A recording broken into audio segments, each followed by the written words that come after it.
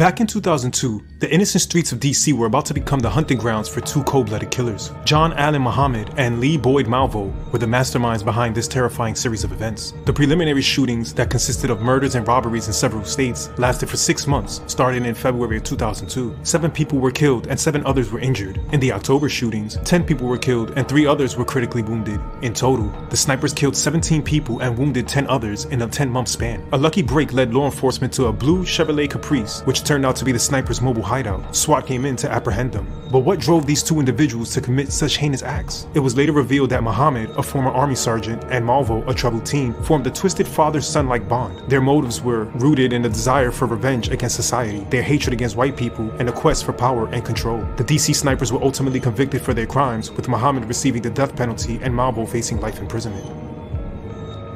Samuel Little, aka the Choke and Stroke Killer, was born on June 7, 1940 in Reynolds, Georgia. He began having sexual fantasies about strangling women as a child, starting when he saw his kindergarten teacher touch her own neck. He collected true crime magazines depicting the choking of women as a teen. By 1975, he had been arrested 26 times in 11 states for crimes including armed robbery, aggravated assault, and rape. In 1982, Samuel was arrested in Mississippi. A grand jury declined to indict him for the murder of a 22-year-old woman. While under investigation, Samuel was extradited to Florida and tried for the murder of another woman. Due to mistrust of witness testimonies, he was acquitted in January 1984. Samuel's reign of terror lasted for nearly 40 years. He was arrested in 2012 on drug charges, and while in custody, DNA evidence linked him to a couple of unsolved homicides. In 2018, Samuel began cooperating with authorities, providing detailed confessions to numerous unsolved murders. The FBI has confirmed his involvement in at least 60 of the 93 confessed murders, the largest number of confirmed victims for any serial killer in U.S. history. Samuel Little died on December 30, 2020, while serving multiple life sentences.